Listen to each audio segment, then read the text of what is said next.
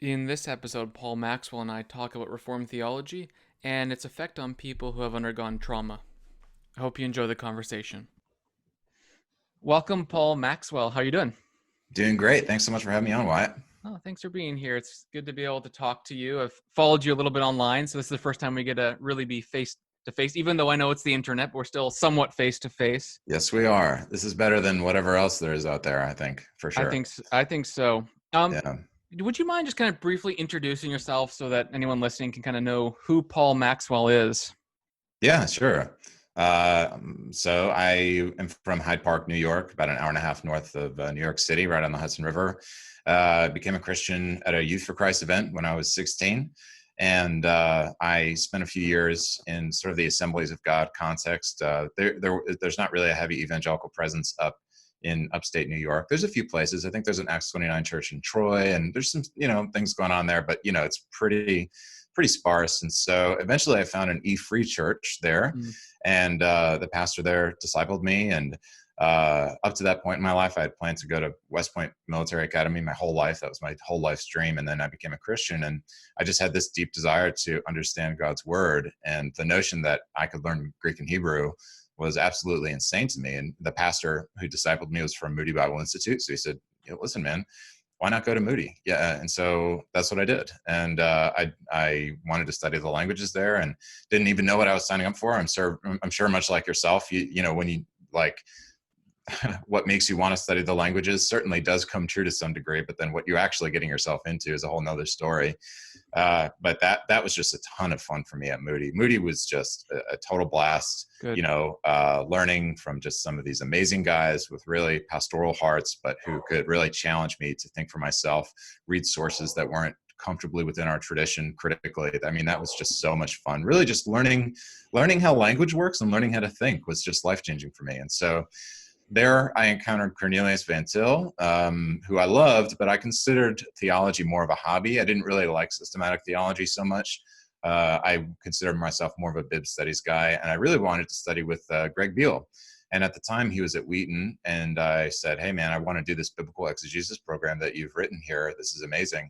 And he said, yeah, that's great, but I'm going to Westminster. And for me, that was kind of an aligning of the stars, because I had been reading deeply in Van Til for a while, would never have made a decision to go study Van Til for the sake of studying Van Til anywhere. But the fact that Beale was going to be there, and they, of course, had Vern Poitras and so many other amazing biblical scholars at Westminster. Westminster was just a clear choice for me after that conversation with Beale. And so I went there, had another sort of experience you couldn't even predict, when you don't know, you don't know. And so you're getting into Westminster, and everything from developed a really close relationship with Scott Oliphant there, ended up being his research assistant for a while, which was just a ton of fun. And then also got pretty deeply embedded in CCEF, Christian Counseling and Education Foundation there. And it ended up doing research assistant work for David Powles and Ed Welch, and ended up becoming the marketing manager there for a while, which was also great fun. And that was kind of in the early, the heydays of TGC and DG, and before we even knew what the internet really was going to be for evangelicals.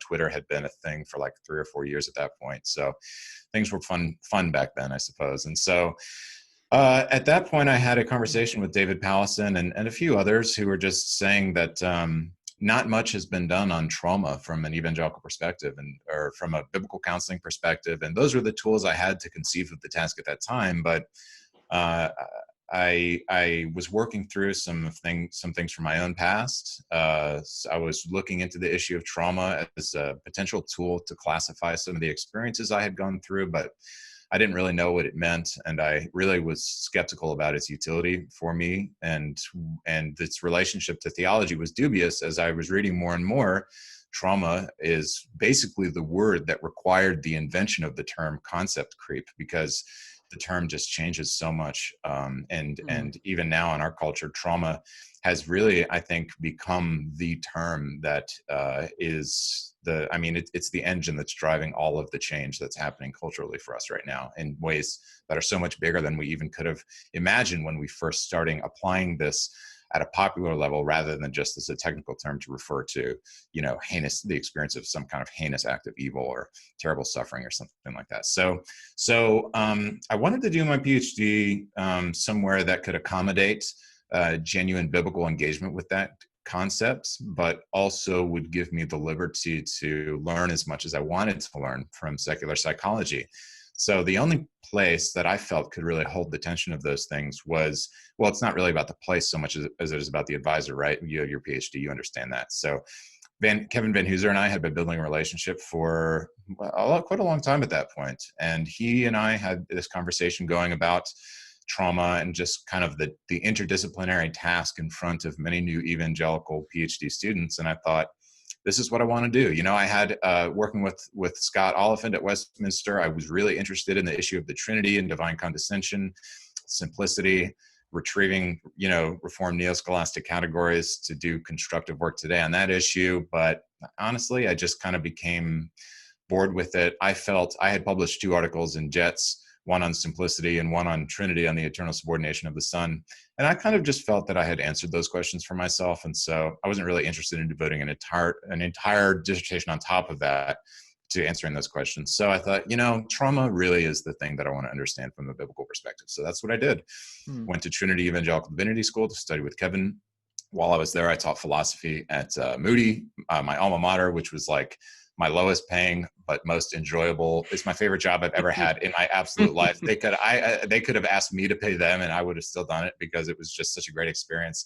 You know, just working with your heroes. You know, so that was a lot of fun for me. And honestly, teaching philosophy was a great opportunity to sort of concretize a lot of those historical concepts and even just the formal and informal laws of logic, and teaching those to college students while they were learning the history of philosophy just really helped me to understand a lot of those concepts better while I was doing this work on trauma, which I thought deserved the best biblical rational reflection that I could possibly give it.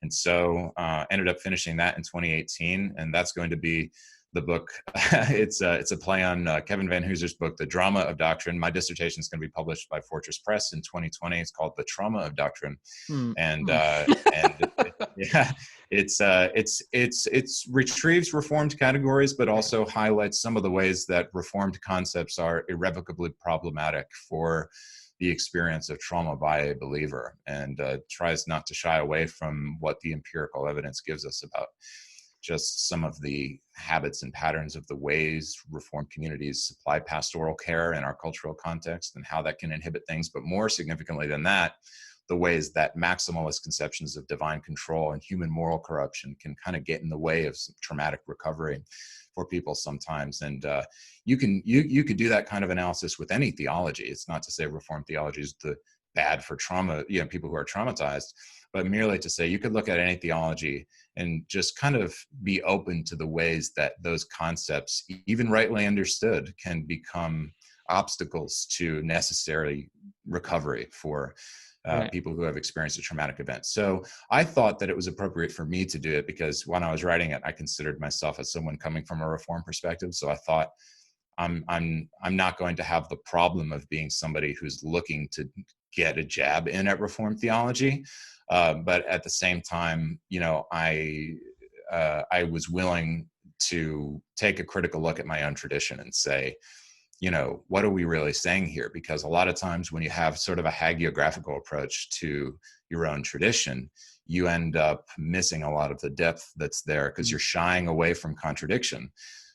Which in the Christian view, I mean, that, you know, not to get too far ahead of ourselves, but, you know, Cornelius Van Til, one of his famous lines is that the Christian is in praise of apparent contradiction, but abhors real contradiction, of course. But of course, for us, all there is perceived contradiction. All there is apparent contradiction, you know. And so for us, we just have to find those and call them mystery, which is a beautiful thing, which we should embrace. And so I just hadn't seen a lot of that in our theological methodology in evangelical circles. Not that there's not a category for mystery or that there's some kind of hyper-rationalism. I don't think there is, but I just didn't really see mystery playing a big part on the stage of evangelical thought. And I thought, well, if we're willing to embrace it, then we're willing to look plainly at exactly what's there. And that's what I wanted to do. And that's what I felt hadn't been done by evangelicals about the Reformed tradition and also about some of the harsh realities of trauma. Because a lot of times we want to, because of our theological anthropology, put things in a very strictly defined categorical definition of exactly how human beings work from a top-down perspective, but you've got all this bottom-up data from the biggest discipline in the world, which is psychology, and to just say, well, I don't know, like just not listen to it. That's, I mean, you can do it, but there are consequences to that you won't be able to understand. And when people look at you and say, you don't get it, you've got to admit, yes, I mean, if I'm not willing to read the literature, it's very possible there's something I don't understand. So I just wanted to be the person who understood. And that's all I ever wanted to do with theological education. It's the only reason I've ever paid a single dollar for tuition, is because I had questions and I wanted to answer those questions. I never aspired to be a church leader. I never aspired to be a pastor. I never aspired to be a thought leader. I never wanted to play any kind of leadership role in the church or parachurch organization. I just wanted to know and experience God as he is. And that's what I've gotten out of it so far, for good or ill. And so that's a little bit of my story. Sorry, that was a little rambly. No, I like it. It's interesting when you're telling your story a little bit. I can relate a lot. In college, I really got into Cornelius Van Til. In fact, I don't know if this is accurate, but at that time, I think I read everything he'd published, his class syllabi, his books. I'm sure there's more that I missed, but yeah, I really got into him. And I think probably for a similar reason. At that point, I either had become a Christian around 16, 17, or at least was very interested at that point. And so I just wanted to learn. And so I pursued education, and I was open to Christian ministry for sure, but it was more just like this need to know more than anything else. Right. And I didn't study with Kevin Van Hooser, but I very much appreciate him. I'm KJV only in that sense. Yeah, right. Yes. Good. I'm sorry, that was a dumb joke, but no. It's right out there. It's coming at you like a train going 3 miles an hour. You can't resist it. Yeah. I'm a dad, so I'm allowed to make those jokes. You are allowed. I'm not allowed, but you are allowed. Yeah. Yes.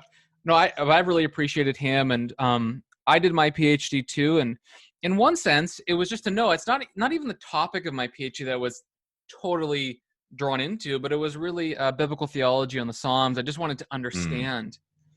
And I've, now that I'm done my PhD, I would say that I am almost learning more because I can do whatever I want. I'm reading more, I'm writing, thinking, talking about whatever I want to talk about. And now it's interesting. So I think there's a bit of a similarity there. Then you moved on to talking about your topic, the trauma of doctrine, which every MDiv student feels when they're in their introduction. Yes, that's right. That's right. You mean it different, I know. No, yeah. And I think there's something to dogma, that it is so universal that sometimes it's unable to meet the needs of an individual in the way that it needs to in a pastoral sense. And that's why you have kind of pastoral theology.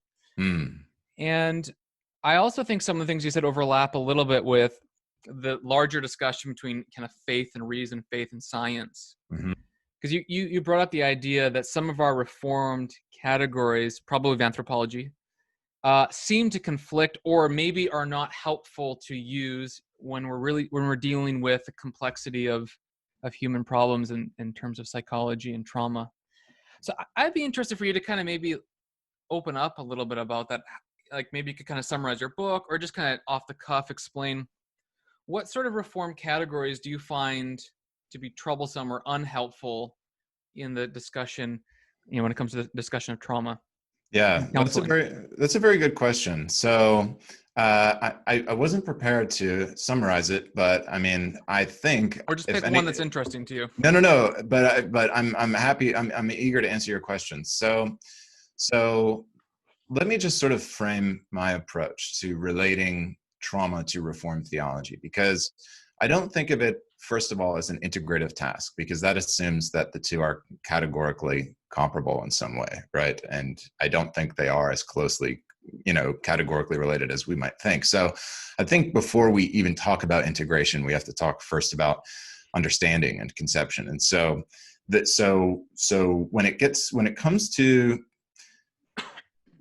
evaluating the import of Reformed ideas, and not just Reformed ideas, right? Because if you talk to a Reformed person, they think every idea is a Reformed idea, but distinctively Reformed ideas, like maximalist conceptions of divine control, and maximalist conceptions of human moral corruption. So The problem, first of all, in understanding these ideas rightly is that there's a lot of ego produced by anxiety around the theodicy dilemma as it stands for the Reformed community, because the Reformed community faces an entirely different enterprise as it relates to the problem of evil than does, for example, a community that doesn't believe in a maximalist sense of divine control.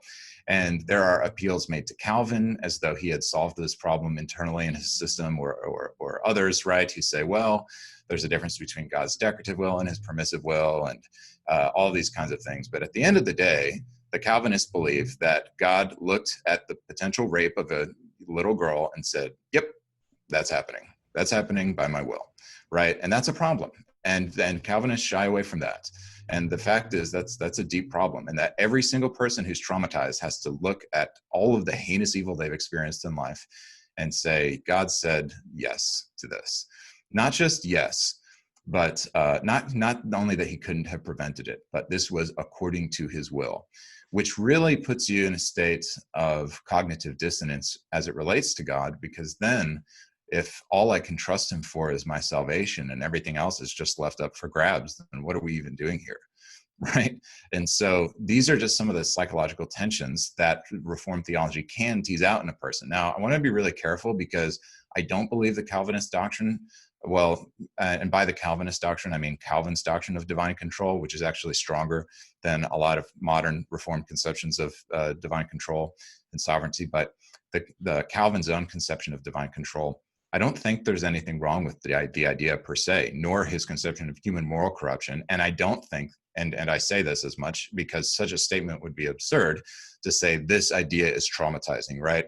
Or this idea is problematic, or this idea can't be true because it's so horrible. You know, we all hear those kinds of arguments, and it's like, yeah. But the Reformed community, to our credit, is really sensitive to the epistemological issues around these things. So what I don't want to do, and what I really try to distinguish myself from methodologically, is an existentially argued theology, right? I'm not really interested in that at all. Whatever's the truth, that's what I want to know. If we live in the most horrendous world, conceivable, I at least want to know that we do. And so what I do, first of all, is I have to distinguish myself from people who reject the Calvinist conception of God simply because they don't like it, which is what many critiques of Reformed theology do come down to. That it's a heart appeal, right? And I'm not interested in heart appeals. I am interested in the heart, but I'm interested, first of all, in understanding the truth. So when I approach Reformed theology and try to be honest about the ways that it can be disruptive to traumatic healing, the strongest we can put it, I think, is to say that Reformed ideas, distinctively Reformed ideas, mainly being maximalist conceptions of divine control and human moral corruption, they can incline traumatized individuals to be more psychologically likely to negatively internalize those concepts in their mind rather than to positively internalize them. So what we really want to avoid is any kind of universal claim about how a certain theological idea relates to human psychology, which we absolutely cannot do. But if we say that on the negative side of things, right, that we can't, to make a claim such as, a Calvinist conception of divine control is psychologically unhealthy, that's not true. That's, on its face, it isn't true, right? I mean, we have empirical data that shows otherwise. We have we have n=1 data that tells us otherwise, right? Every single person who has a positive experience psychologically of the Calvinist conception of divine control is proof otherwise, right? So we can't make any such ridiculous claim. Likewise, can't we make a claim in the other direction, which is actually closer to my point, that, well, the Calvinist doctrine of divine control is psychologically healthy for everybody to believe. Now, this doesn't get down to the fact or the matter of whether it's the truth or not, right? Because I'm not concerned, first of all, whether that Calvinist doctrine is true or not. I mean, personally, I'm concerned with it, but materially in my dissertation, I'm concerned with how does it interface with human psychology, and how can we retrieve other Reformed concepts that are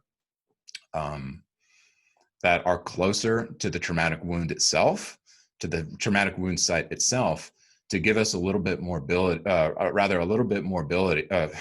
more mobility rather, for the traumatized person to be able to make autonomous theological decisions for their own sake, on their own behalf, on the basis of their own critical thinking, right? And so we see this all throughout Scripture, right? Of people being horrified by the truth, people being horrified by the truth of God and the truth of his interaction with the world, and finding him to be wanting. And we see those anxieties faithfully expressed by David in the Psalms. I'm sure they were faithfully expressed by Paul in the prison cell. Well, yes, we're sorrowful and we're always rejoicing, but psychologically speaking, we know that's not true, because we don't even know what that means on a psychological level. What does it mean to be always this thing or always that thing, right? In principle, we know that we want to be we strive to be dispositionally these things, but none of us are ever always any one thing or another thing, right? So I love the way that Paul sets up the ideal, but then also I think we have to assume Paul's operating with a much more sober sense of how human beings really work.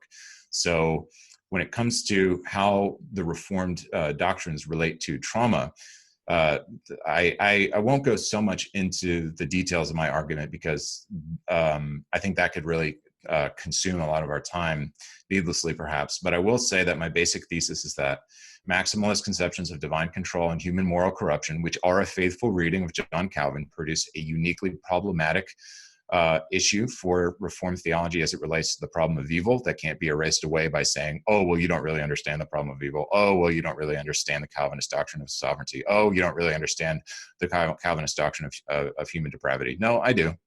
And it's still problematic. Again, not problematic conceptually, problematic psychologically. And I go into empirical evidence to explain why, and I unveil the psychological research in that regard. But what I want to do is say the Reformed category that we can retrieve that actually helps us, positively speaking, with trauma is Bavinck's conception, actually his unique articulation of the imagination. And for him, the fall occurs in the imagination first. Because Adam and Eve, rather, their imaginations beautified the apple, and that for Bavinck was the fall. And then the fall is what construes reality for us in such a way that the intellect takes hold of it and the will acts according to it. And so that's a quasi-voluntarist conception of the human being. But the imagination is that which construes reality one way or another. And so the traumatic wound site, likewise, occurs in the imagination. And I also want to say that faith itself is an act of the imagination. And the imagination itself is a faculty, but it's more complicated than the will, and it's more complicated than the intellect. The imagination is a faculty, which is a conglomeration of faculties. Like, I don't know what the corporate structure is, but I'm sure Fritos owns like 3 chip companies, and then Fritos is owned by Coke or whatever, and so imagine it. The imagination is kind of like the Coca-Cola of the human faculties, as far as psychologically speaking. It's the conglomerate faculty which gives us a singular terminus for all of the inner workings and components of the self, the immaterial components of the self. And so so the imagination is the site. But actually, I do want to qualify what I'm saying here, and you can probably tell that I haven't prepared because I'm kind of rambling a little bit. But no, I like this is almost better because I can kind of hear it raw. Yeah. This is good. So the imagination is more than the sum of its parts. It's not merely the congruent cooperation of the intellect and the will, for example. The imagination is a third thing. It is something in itself that can't be reduced to some kind of cooperative function. Part of who we are, but yet it can be distinguished conceptually. It has quiddity to it that's distinct from merely whatever the intellect and the will brings to it. So the imagination is the singular site of faith and trauma there. And so what I do there is I actually kind of say there's 3 kinds of imagination, which I won't go into. There's the inflective imagination, the perceptive imagination, and in this exact moment, I'm not able to remember the third kind of imagination, but I essentially line that up with Calvin's 3 fold division of faith, right? We have the notitia, sensus, and fiducia, knowledge, faith, knowledge, assent, and trust. And then I correlate that with 3 different kinds of trauma, and essentially try to fragment that into 9 ways of traumatically experiencing religious concepts. And then I measure Reformed theology through that metric and try to essentially plot how it relates to all of those things through modern legal culpability theory, to say, how can we make sense of the goodness of God without losing such semantic connection to whatever it means that God is good, that we all ultimately end up saying, Right. well, he's good in some way that we could never understand.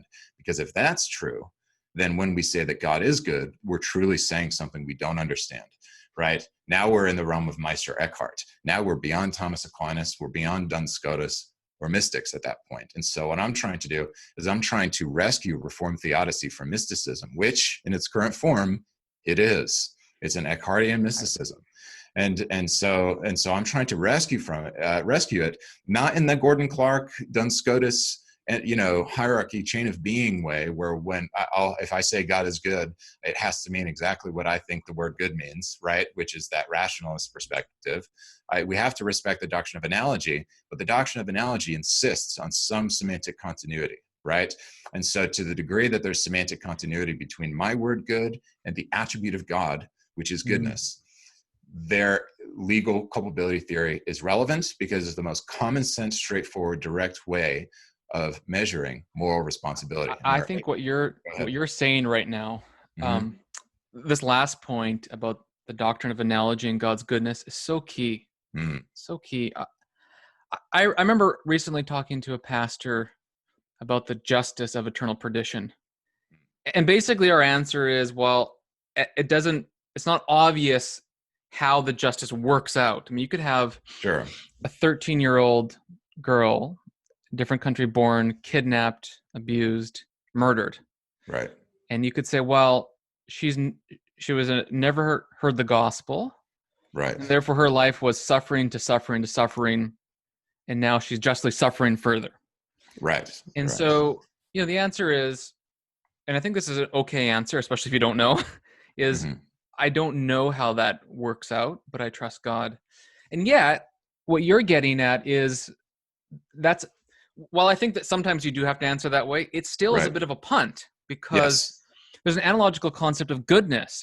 If God is good and his creation's good, we have to be able to recognize goodness, or else it loses all its meaning.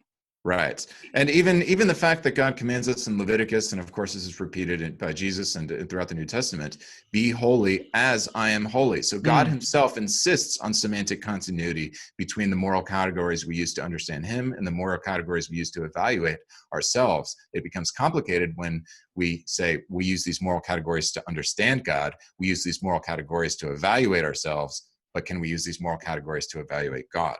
If we can't, then, like you said, then to say that he's good is semantically meaningless. But but it's interesting, that point you made, that case study, because a lot of people really don't like this, and people put Bavinck in a box, and Van Til actually, unfortunately, but they are so much heterodox. I wish there was a lighter word that, heterodox light. I wish there was some word for just coloring outside the lines in a way that doesn't threaten your orthodoxy. I think we need more of a category for that. But for Bavinck, because as soon as I say this, people are going to think I'm going full Karl Rahner, universalism, and I'm not. But Bavinck does say that and this is similar to something that Hans Balthasar says in his book Love Alone is Credible. He does say in Reformed Dogmatics that we don't know for sure whether the tribes who've never heard the gospel could be saved. We know that God has established a norm by which he distributes and dispenses salvation and its benefits to his people, which is the church and the sacraments. He says we know that for a fact. What we don't know is whether other people are granted those same benefits, not in a way that's separated from Christ, and not without recognition of the fact that it's not ideal. But Bavinck says we have to say that we don't know. We cannot say they're all going to hell for a fact. And I love that, because he's getting that from his own tradition. He's applying a radical conception of divine control, and he gets this a little bit from what's his name? Luther's systematic guy, Melanchthon. Yeah, Melanchthonianism. He's getting that a little bit from Melanchthon, and his notion is simply, the love of God is so radical that we can distinguish between the ordained norm by which God dispenses his benefits and the fact that he is free to dispense those benefits through Christ. There are laws to soteriology, right? Just like there are laws to gravity, right? It's not like God's like, oh, Christ is crucified and raised for, to save the world from sin through spirit wrought, which we're going to apply to believers through spirit wrought faith. But I'm going to save Bob over here without Christ because I'm just free. That's kind of a Bardian or Ronarian notion of salvation, which Bobbing's not talking about. But what he's saying is there may be other sort of paranormal ways that God does dispense Christian salvation through Christ to people that don't have access to the explicit Christian message of the gospel through the church.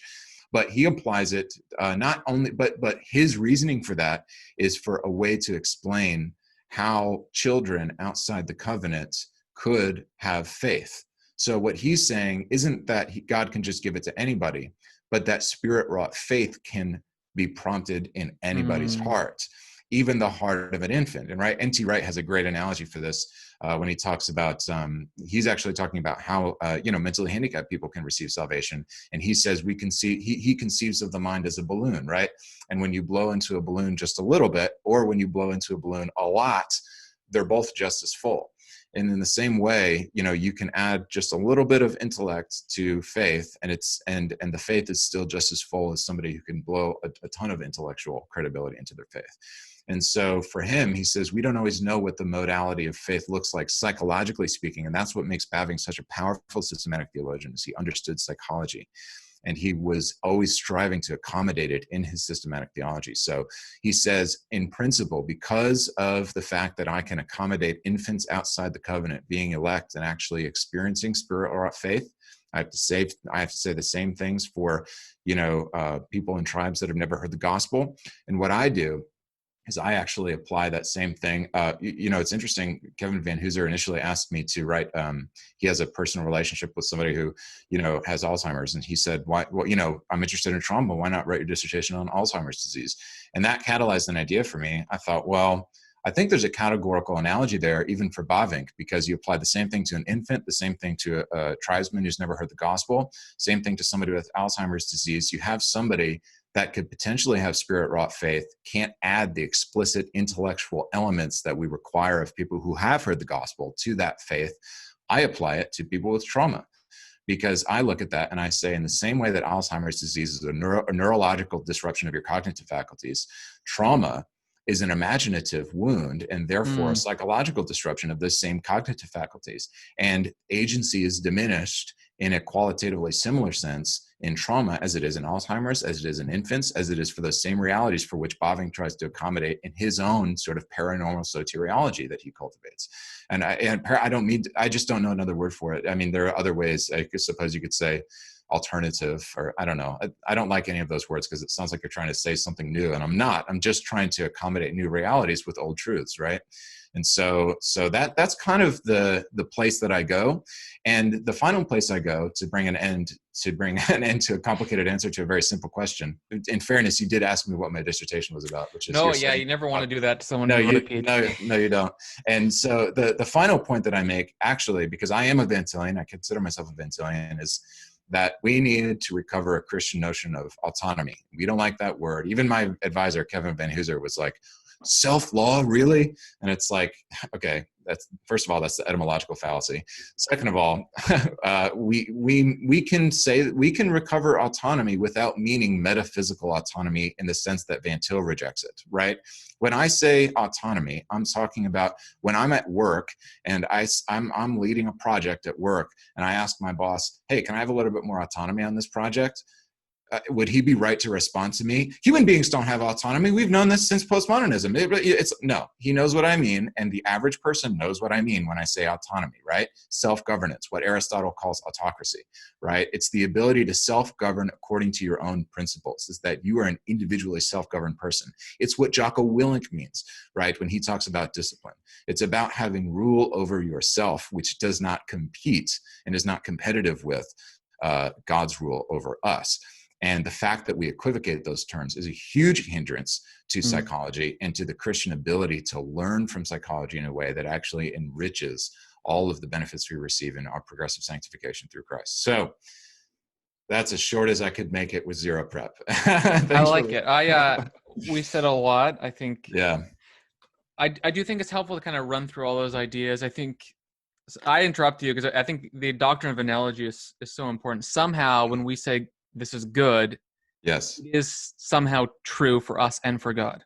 Now, Yes. there's an interval there of Right. distinction Mm-hmm. that we can't break. There's a creator and creature distinction, to use Van Til Christian language, but Van Til language. Sure. And I do think you did talk about trying to explain this. I do think that it is appropriate when you don't know to say, I trust God. And I think in the case I of think so. Yeah. how all the justice and love idea works out, and for those who don't hear the gospel, I think you have to just believe what Scripture says, trust God. But that doesn't Mm-hmm. mean that you should shut off your mind. I mean, you can explore, think through, try to understand, and I think that's what you're doing. Yeah. Then we come to the discussion of trauma and autonomy at the end here. Mm-hmm. Now, that's particularly interesting to me because when you first said autonomy, I thought you meant something different than what you meant. Hmm. But what you meant was a sort of self-mastery. Maybe that's the wrong word. A sort No, of okay. that's why I use the word autonomy, because there's no other word. Okay, good. We have to reclaim it. We must reclaim it. I merely mean psychological autonomy. That's what I mean. You know. So I didn't mean to interrupt you. I think it's an irreplaceable word. Yeah. And so when you were talking about earlier some of the maximal versions of God's control, Mm-hmm. that would imply a sort of diminished role for kind of an individual's ability to self-master themselves. Because if it's all, I know this is the bad word to use, but if it all feels like fate, I know it's not in the Calvin for sure, but if it feels that way to you as a person, right, then you may, especially if you're predisposed, or if you had trauma in your life, or if you're in a place that you're not thinking properly, right, you may be predisposed to think, okay, well, I'm going to totally let go. It's all under the auspices of fate, even if that fate seems evil and unjust. Whatever God ordains is right. Right. And yet, that's not what the reformers were saying, I don't think, at all. No. Nor what the doctrine We're trying itself not to say that, for sure. Yeah. But I can see how people could get there, to this sort of despair because of the fate ravishes you, essentially. Yeah, and so that is certainly a component of it. The other component of it is just really the pressing problem of I haven't seen this really come up. I actually think I did encounter it in one book, but I came up with this concept of, we have the logical problem of evil and the evidential problem of evil, and there are many ways of slicing that pie. But we never really talk about the existential problem of evil, because we don't know how to understand it. Because with evidence, you've got the scientific, rules of scientific reasoning, and then with the rational problem, you've simply got the laws of logic. But then with the existential problem of evil, there's not necessarily laws there that help you understand whether it's a legitimate grievance or not. And so I think the problem that people are left with, and I have an excursus about how Calvin really had to chill out throughout his ministry, because he was pounding the table on divine sovereignty, and everybody was leaving his church. He was still becoming popular, but he was losing a lot of friendships. And you actually see this in his letters, volumes 2 and 4. And I forget, I'm not recalling all their names right now, but he was telling people, like, their kids were dying, their wives were dying. He's like, remember, God did that, God did that, God did that. And he never stopped believing that, but eventually he started writing people, and he was like, who would go through tragedy, specifically after he lost his own child, and his wife, who did not believe that he was a good husband. And I say that as a huge Calvin fan, and also as probably not a good husband, right? Like, I'm not judging Calvin, right? We're all humans. We all are feet of clay. But eventually, in Calvin's pastoral letters, he begins telling people who are going through trouble, or who are grieving the loss of a child or something like that. He would say, hey, why don't you come to our town and just relax? And I made all the people at church promise not to talk to you. And then they'd write back, like, the next day, be like, on my way, and he started being able to rebuild his friendships again, because he started to understand grief. He started to understand that it wasn't all so simple as he thought it was when he was 30, which is why I wish Calvin hadn't died so young, because we always like to think of these guys as having this coherent theology, right? What did Calvin believe? What did Thomas believe? These were human organisms in process. And I would have loved to have read Calvin's 15th edition of his Institutes that he released at age 80, because I think it would have looked a lot different. He wrote his first edition at 27, I think. Yes, that's right. And 15 something. Yeah. Yeah, that's I mean, it's not, he's brilliant, but Oh, he is, he's also yes. 27, and Right. you change.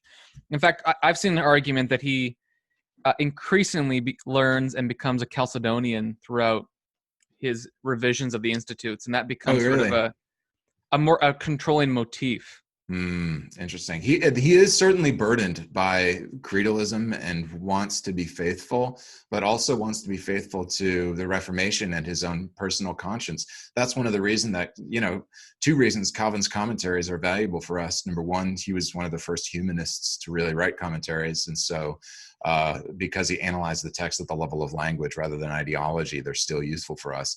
But then number two, because he was a man who's bound by his conscience. He was like the biggest fanboy in the world of Martin Luther, and looked at that revolution and said, I think it sparked in him permission to do what he felt was right, which at that time was not a thing to do. It wasn't conceivable that even could be the right thing to do. And because he was a man of principle, of his own principle, I actually think one of Calvin's greatest virtues was that he acted autonomously. He conceived himself as an autonomous individual, in subservience to God. And so what this brings us back to the problem of autonomy, which is, on the one hand, it can by giving up autonomy, we can lend ourselves to an unhealthy fatalism that nobody wants, right? Even the most stringent Calvinists, even Paul Helm or whoever, everybody's rejecting fatalism, right? Like nobody says, or no Christians want to say or will really let themselves say, because God's in control, I'm off the hook. But on the other hand, it's more about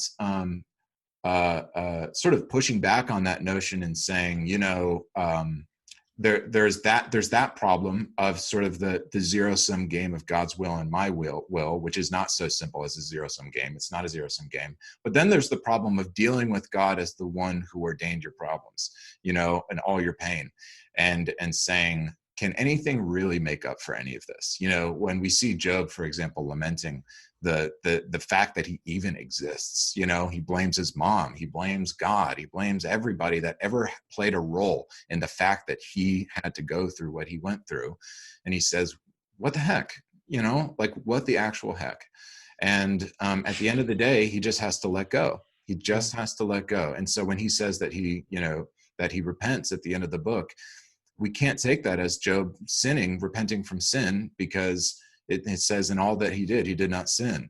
And so what does it mean that he repented? I think that means that he just let go. And what he did is he gave into mystery. And by the end of the book, one of the reasons the book of Job is so long is because healing takes a very long time. And one of the reasons the book of Job is so confusing is because grief is very confusing. And so when we relate to God as autonomous individuals, I think there's often a sense that as we go to him with our grief, we have to go to him with grief in a manner where even for our worst pain, we go to him with our tail between our legs, because somehow it's my fault, and there's a book, I think, the Evangelism in this, what is it? The Sovereignty of God and the Supremacy of Christ, one of those John Piper books. I love John Piper, by the way, but it was another article not written by John where the guy said, he explicitly says, God ordains every rape. Okay. And he's doing that from an expositional passage, I think in 1 Corinthians, I forget which, or no, in Ephesians rather. And I thought, okay, that may be true. That may not be true. But if it is true, then we have to deal with the serious psychological fallout of that for ourselves. And we cannot take that to be punishment. And I think that's, I think it was Nicholas Walterstorff who wrote in his book where he grieved his son that much of our suffering may be punitive, but certainly not all of it, right? And unless we can conceive of a moral category for explaining our suffering, we are going to have a relational problem with God, and we are going to have to walk a path of healing that forces us to color outside the lines theologically, not because theology doesn't fit with reality, but because at every point in history, the church has been culturally situated. And insofar as it's culturally situated, there's going to be boundaries. And so there's nothing wrong with the fact that the church requires people to grieve a certain way. The church should be the place where the church has, where people are sort of encouraged to grieve a certain way. But I believe that the Apostle Paul, and this is one of the points I make in my dissertation, is that the Apostle Paul viewed excommunication as a mercy. And so certainly it was punitive, but when you excommunicate somebody, you free them from the constraints of church, which could be one of the best spiritual things for them they've ever experienced. It could be one of the best things you do for their relationship with God, not because now they're cut off from communion with Christ, but maybe they were cut off from communion with Christ because of the constraints of church. And these are the complex realities that we have to hold, which is to say, we recognize the goodness of everything the church is tasked to do and recognize that it's never going to do everything perfectly, and that's okay. But we also recognize the dignity of having to go on your own hero's journey outside the walls of the church in a way that doesn't always make sense. You don't always have somebody telling you what the right next step to take is. Every single human being that we look back to as a hero of the faith had to do this. Imagine being the first person to say, you know, guys, the New Testament is just not enough. I think we have to formally articulate exactly what our Christology is, right? And then you have to write a creed, right? Imagine the audacity you have to be the first person to say the New Testament's not enough, right? I mean, the Biblical Counseling Coalition would have just, absolutely canceled you or whatever it is, right? Like you would have been canceled by all the cool Christian blogs or whatever, blah, blah, blah. This guy's a heretic, right? But you have to have audacity, because the truth is we did need the creeds and we didn't know we needed them really until we needed them. And then you have to have the same thing for the Reformation, which isn't to say that every revolution's good. It's not to say that all innovation's good. It's not. But the journey of faith, we've kind of stolen the adventure from it by making it so controlled and so contained. Faith is an adventure. Faith is an individual adventure with God that sometimes does take place in community, and by God's design ought to always be in the context of the church. But part of what it means to be a Christian, part of what it means to be an individual, is that we are often called by ourselves, called in a way that is not so clearly the voice of God, to venture outside of that community, to take hold of the faith that we know to be ours and to individuate ourselves as faithful, believing Christians in a way that we hadn't just received. To be a hero of the faith is to be spiritually audacious. And sometimes spiritual audacity can get you in a lot of trouble. Sometimes we confuse arrogance for spiritual audacity and we end up hurting a lot of people, right? Which is probably what happens with a lot of megachurch pastors that end up, getting caught in sin. It's not to say all spiritual audacity is good, but it is to say that whatever it means to heal from trauma in a Reformed perspective, it requires bravery and it requires the willingness to color outside the lines, step outside the community if need be, and to do what is necessary to heal. And I thought, if your community doesn't let you do what's necessary to heal, you have to leave. And I thought that's not good. But then as I researched more in the New Testament, I thought that's a concept I could really hold on to, where Paul, he has a lot of disdain for Demas and others that he casts out of fellowship, but he does see those things as mercies to them, I think. And I think that Paul's prayer and even Jesus's prayer for people who are unrepentant or people who can't find a way to fit themselves into church structure in a way that feels psychologically fitting for them, excommunication is a mercy, because it gives them the opportunity to individuate themselves in their relationship with God in a context that may not be God's best, but is God's best for them right now. And getting some of that granularity to our conceptions of what sanctification and ecclesiology can look like, boots on the ground level, I don't like it. I'm a theology guy. I used to not like systematics. Now I like systematics. I want to do everything as top down as I possibly can. But so I don't like any of this bottom up stuff. I really don't like it. But at the end of the day, I'm forced to reckon with it. I'm forced to recognize the truthfulness of it. And I'm not trying to make any kind of revolutionary ecclesiological statements here. I'm just trying to say, I know this is true. I know the church is good. I know it's God's ordained institution of dispensing grace and salvation to the world through evangelism and missions and discipleship. That is true. But then there's the world we live in. And one way of relating those two things is putting a square peg in a round hole and just trying to put those things together as forcefully as we possibly can. The other way is to say, well, before we learn how to put these two things together, let's learn about this part over here. Let's learn how people work. And then that's where the integrative work can come into play. That's when we can do meaningfully integrative work. And I see biblical counseling as an integrative view. They always critique integrationists and blah, blah, blah, all this stuff. Biblical counseling is a way of integrating theology and psychology, right? There's a reason why every good biblical counselor out there, and I would even sort of shove Eric Johnson unwillingly into that box, right? Every good biblical counselor out there has a terminal degree in secular psychology. Ed Welch, David Powelson, Michael Emlitz, Eric Johnson, all these guys, right? And so they kind of sneak in all of this empirical data, right? And it shows up as like biblical wisdom, and it is biblical wisdom, but it's pre-integrated, sold as biblical counseling, right? And so it's packaged. Biblical counseling is not a thing. Biblical counseling is a marketing initiative. That's all it is. It's not a concept. And what we need to understand is that the Bible is authoritative in all things related to the Christian life, and that psychology gives us a lot of information. And before we can even say what the relationship is between those things, we have to read the source material for both, because what you have is a lot of people out there calling themselves biblical counselors who read books about biblical counseling. That's what they do, right? And then they approach these deeper questions of existential dread and trauma and all those things, and they're bringing to that a marketed, prepackaged widgets that they don't quite understand. And that's not to say that the biblical counseling view itself, or the people engaged in the institutions who are associated with biblical counseling aren't doing serious work. I think they are. I think Ed Welch is like the most legitimate writer out there on relating Christian theology to neuropsychology and all of these kinds of things. I mean, you've got some serious hard hitters out there. The quiet part that nobody says out loud is that the people who are really the best in that world actually took the secular part of it seriously. Which and that's the thing that people don't understand. I took a class at Westminster Theological Seminary with David Powelson my first year there, called Theology and Secular Psychology, right? Secular, the word, just comes from the Latin seculare, which just means world. We live in God's world. The secular is ours. The secular is Christian. And so when I think of theology and secular psychology, I just think of the God-world relationship, and that's all that's the work that we're doing.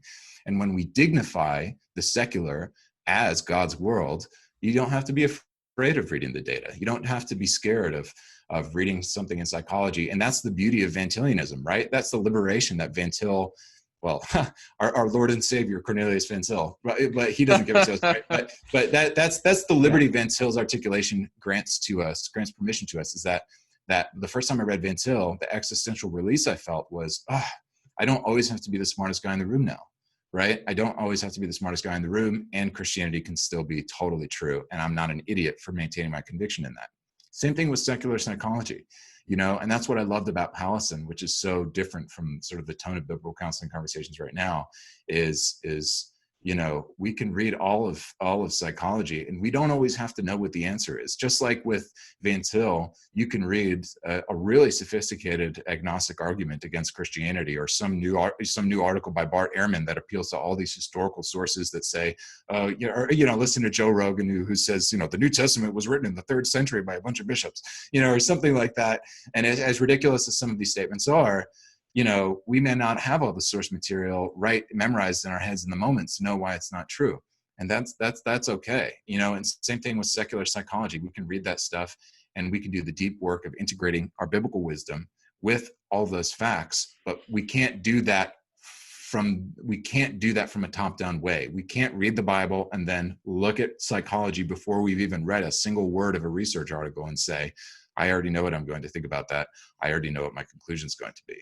We can't do it. It's bad practice. There's best practices and bad practices, and that's a bad practice. So anyway, I find that all interesting. I think some of what you said will be controversial. Okay. Especially with church discipline. I think I see where you're coming from. I do think that Paul is hoping that by the exclusion of the member from the community, that person might be retrieved.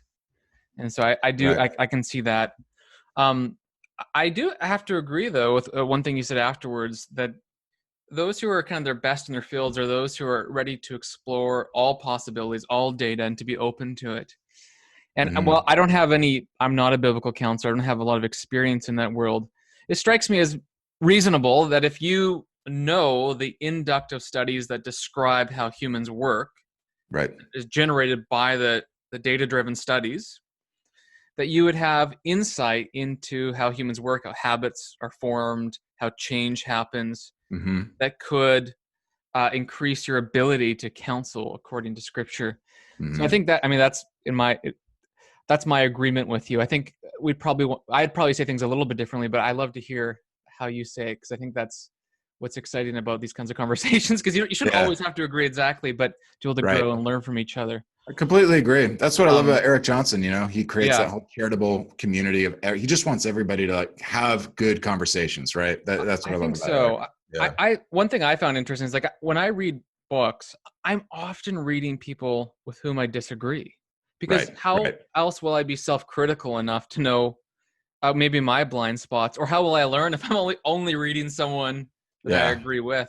Right. The exception, obviously, if you don't understand the Trinity, you want to read books on the Trinity that Right. Right. build you up. I'm not Exactly. Yes. making that, but Yeah. Right. I think that's utterly fascinating. I like that. Now, as we're kind of maybe smushing the conversation together to find maybe a place to land, Yeah. I Sure. think maybe I want to ask one sort of, it's going to be one question, but it's going to be hard to ask in a sentence. So let me just kind of tease it out, and then Sure. I'll let you pick what aspect of the question feels the best to answer. Sure. And so your work, if I understand the timeline right, kind of preceded a lot of what's been going on in our social sector in terms of the Me Too movement, Hmm. some of the justice talks that are happening right now.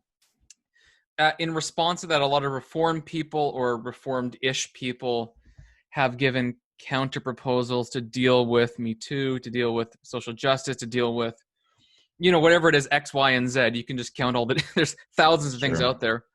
From your point of view, and you can just select where you want here, where have reformed people kind of failed to address these issues well, in terms of the real life trauma and how they're applying their theology to it? And Hmm. maybe where have they had great success? In other words, where can we improve, and where can we continue to succeed and to grow?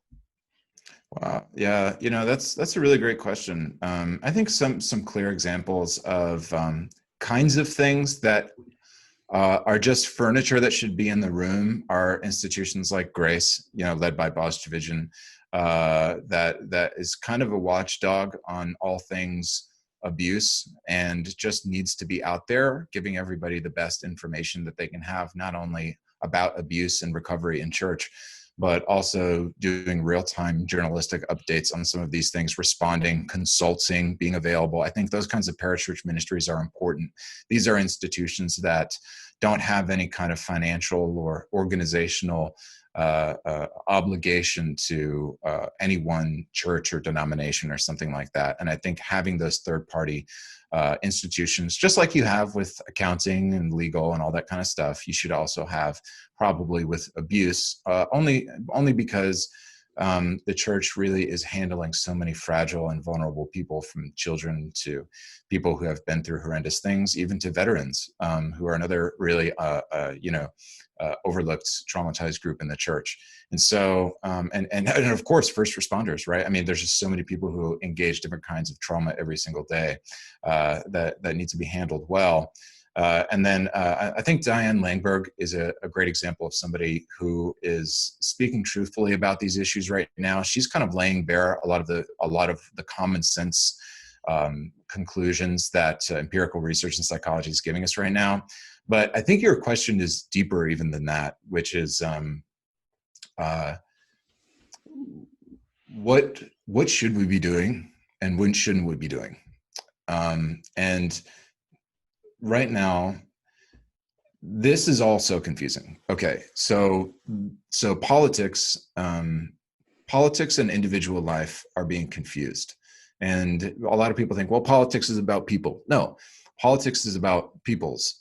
Okay, the polis, the city, it's about the collection, right? And psychology is about the individual, and sociology is about the studying the polis through the lens of the individual. So, so where the Reformed community can do better is that it can actually start to dignify subjective data, which means that we need to reclaim a concept of quote unquote my truth. Okay, a lot of people don't like that because they have certain simplified notions, or rather simplistic notions of epistemology that force them to say there's no such thing as my truth, there's only the truth. Well, again, it's the same thing Van Til does with the word autonomy, right? It's like, you can't have autonomy, only God has autonomy, right? It's like, well, technically there's only objective truth if you're talking about truth through the lens of objectivity. But if you're talking about truth as it is in its own shape, there's a reason that, like, for example, theologian Linda Zagzebski has had to come up, formulate notions like divine omnisubjectivity, because just to say omniscience is not enough. We have to say that God knows all facts, not only as they are, but as they are to us. And so even the fact that we're being forced to formulate things like that in light of psychological research, I think is important for us and should impress upon us the importance of saying, this person's story deserves to be heard. Okay, listen, when you just listen to somebody, right, and you just listen to their story and you care about them and you don't force it into any kind of box, that in itself is healing, right? Not every person's story has to be a win for us, and so that's number one. Number two, I think we have to start resisting the temptation to always interpret our lives as if today is the final arc in my story arc, in my journey. And like, wow, today I wake up and I can see all the things that are all the reasons why all the bad things happened. And I can see in my own life the personal growth that was intended through all of the hardship I've suffered, and I think we all kind of know that at one level, and in a sense, that's kind of a truism, I suppose. But at another level, I would just say, we have to stop sprinting towards resolution, narrative resolution for ourselves. That's getting in the way of speaking truth. That's getting in the way of kind of sitting down right in the middle of the road and just looking at what's in our pockets, looking at the baggage we're carrying, looking at what we've been through, taking an honest inventory of the pain that we carry, and even the resentments we have towards God. Right. That's one of the things that one of the ways theology can get in the way, right, is we say, I really resent God for allowing this really terrible thing to happen in my family, even though I prayed for it. I didn't do anything heinous. I obviously I've sinned in my life, but I didn't do anything to deserve this. And I prayed about it, and it felt like it was right. And I thought I was following God, and all of a sudden he just pulled the rug out from under me, right? And I resent him for that, let's say. Let's say that person is experiencing and believing. Just to be able to say it, and just to be able to be honest about it, and not to require that it be released from our souls immediately, I think is just an acknowledgement of the fact that, and Ed Welch would say this all the time, right? Like, human change happens a lot slower than we'd like, which means progressive sanctification works a lot slower than we'd like. And we don't like applying slowness to the Spirit, right? Because like the Spirit's so powerful, like if he's going to change us, he's just going to do it. But sometimes we don't like to sort of look at the Spirit's work in us through that microscopic lens, because it feels so merciless. If God could change me and he could save me from all this sin right today, why wouldn't he just do it? And to that question, we truly have no answer, right? Like, we have no idea, other than that there are other souls that he wants to bring into fellowship with him that haven't been born yet. And so he just has to perpetuate the world somehow, right? Like, we don't know why all these bad things happen. But I think one of the ways that we can do better in trauma is to really resist explanation, and to resist any kind of forced conception of journey, and also to resist competency confusion. Pastors are not equipped as trauma counselors. And so I think that doesn't mean they can't be helpful, but I think they have to understand that there are professionals out there who can do a lot better work than they can. And I actually believe in the participation of those two professions with one another. I think that's the most effective modality, because you've got somebody in their lives, but then you've got a third party, objective person who can actually help them for their own sake, right? And I think you need probably a pairing of those two things to really effectively provide care for somebody who's been through heinous evil. What it's done well, I think people are beginning to be honest about this. People are beginning to be honest about their own trauma. People are beginning to be honest about the fact that they have a lot of misgivings about evangelicalism. And I think we had this whole ex-evangelical movement on the left, and now we've got sort of a critique of hashtag Big Eva on the right, and I think, both of those, we maybe should not look at those movements so much as good movements or bad movements, but as sociologically representative of what's happening in the minds and hearts of evangelicals right now. I'm of the position where I went through a season where I really thought I was going to leave evangelicalism. I didn't like it. I just more had a bad taste in my mouth from some of the institutional politics of it all. But I've reached a place now where I feel very comfortable coming back and saying, no, I am an evangelical and I own all the flaws of it and all the faults of it. And I want to make this place better. But to do that, we first have to admit that it needs to be made better. And so I don't see a lot of that right now, but I'm hoping to see more of it.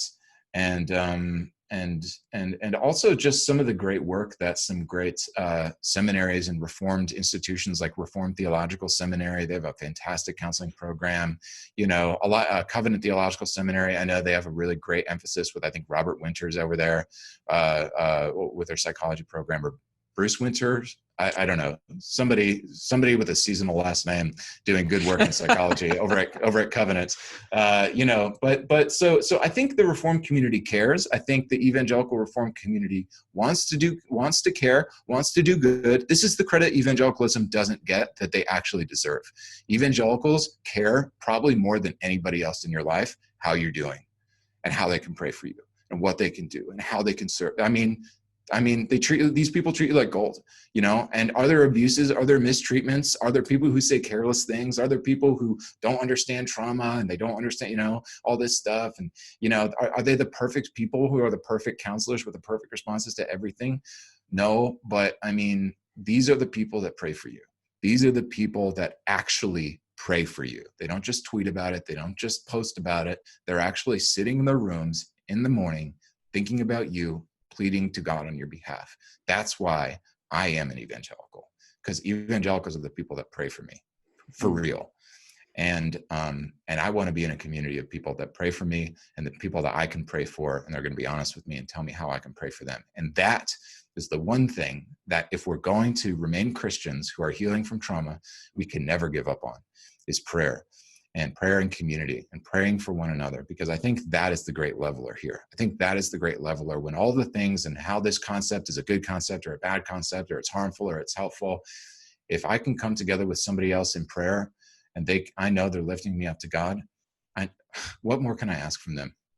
What more can I ask from them to do? I'm not even entitled to that. And so I'm recovering myself from a season of sort of hot entitlements, and my own life is just ups and downs like Abraham, of holiness and not so holiness. And it's just a constant journey fighting to be in fellowship with God, to see him clearly. And I think that's what we have to do. That's what we have to remember as we're healing from trauma, reclaim our own individual journeys, be willing to color outside the lines if necessary, but to really be sober about who really cares for you and who really doesn't. And I would take prayer as a key indicator of exactly who that is, which is why I'm here and why I'm committed to be here, and why I'm so glad that I've found so many wonderful people here in evangelicalism who've patiently waited through, talk about Gospel Coalition. Justin Taylor, that guy prays for me. That guy's just the man. And Justin Taylor is one of the main reasons I'm still an evangelical, because he prays for me. And that's what it is. And he's just, anyway, I'm being a little redundant at this point, but I think I've lost all my intellectual juice. I think that's a great way to end our talk. Thank you, Paul Maxwell. That was very interesting. I feel like I could talk to you all day, actually. I do feel that way too, Wyatt. Yeah, you're a great listener. Well, you're my Anselm and I'm your bozo, so there you go. I'm here for you. I appreciate you wearing that hat. I appreciate that. Thank you, Paul. I hope you enjoyed the conversation. To hear more, please subscribe on Spotify, Apple Podcast, or elsewhere.